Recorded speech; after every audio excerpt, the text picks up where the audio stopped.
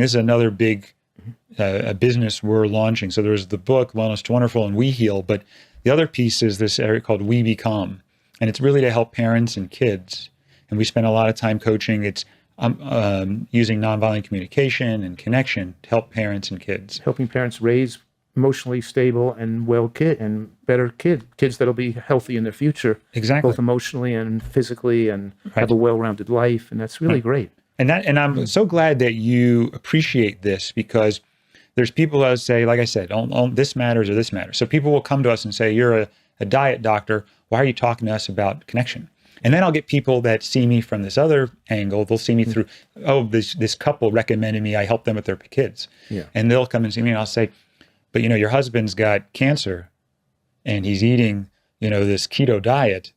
I'd love to talk to him about that. They're like, why are you talking to me about diet? You're a nonviolent communication guy. Yeah. And I'm thinking, this is primary care. The way I do it is what I would really like it to be. It's kind of like why it's like why I became a family physician, because I wanted to take care of the whole family at all stages of life and be able to be in a very holistic. And I think the American College of Lifestyle Medicine, it's why it's called lifestyle medicine, right? As not just nutrition, but it's everything's interacts.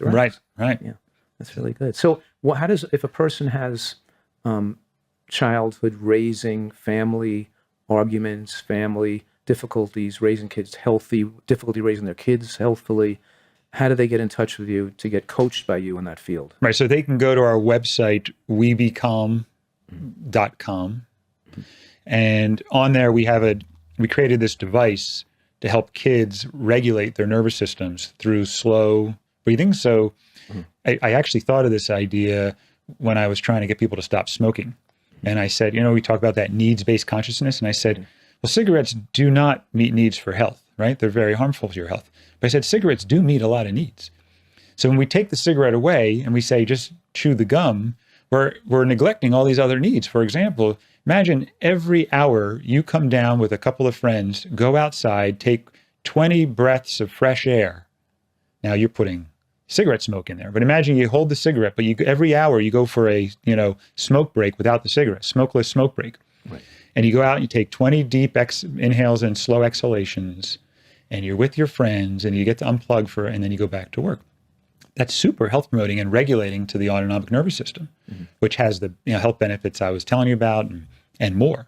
So I wanted to show kids, instead of the tool the parents have to calm their kids down is to yell at them to calm down. That was my parents' tool. I don't know about your parents, but it was like, calm down. That was all we had, right? And I was like, well, what if we teach them how to regulate? So we created this device that slows exhalation. So you can only blow out of it comfortably if you blow out slowly.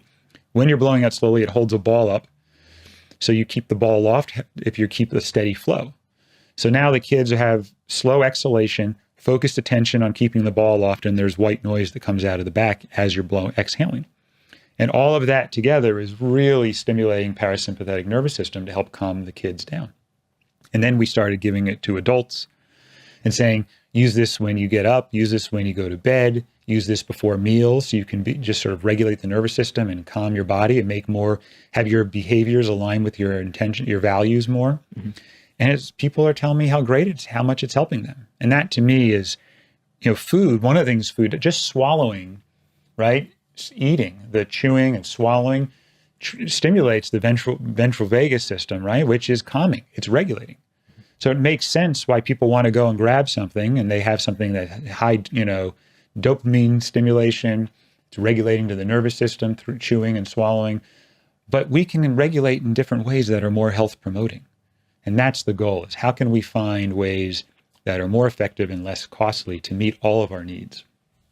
Yeah. And people have just use food for that. Just go eat more food. Right.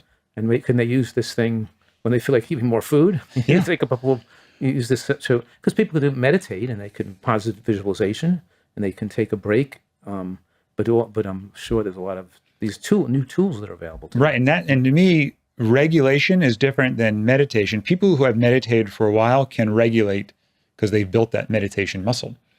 But people who are in that sort of chronic threat physiology, like when a tiger comes into the room, you're like, oh my God, and you're ready to pounce, right? Yeah. So that has the same effect on your physiology, the same sort of chemicals I was telling you about, adrenaline and pro-inflammatory cytokines that go through your body, the same from a physical threat as an emotional or spiritual or intellectual threat. So if I think about something that scares me or stresses me out, I shift my physiology the same way as if there was an actual tiger in the room, right? So what we want to do is imagine if there was a tiger in the room and you've never meditated before, and I said, meditate. You would say, my God, I can't meditate. There's danger right here. Yeah. So when people are living in that state of danger, it's hard for them to start meditating. So they'll say, I can't sit still. I can't meditate. It's because they're mobilized. They're in that fight flight. So what we do is say, let's regulate first. That's where this breathing tool is really helpful, so that they can get themselves safe enough, physiologically speaking, to then actually do a minute or two of meditation.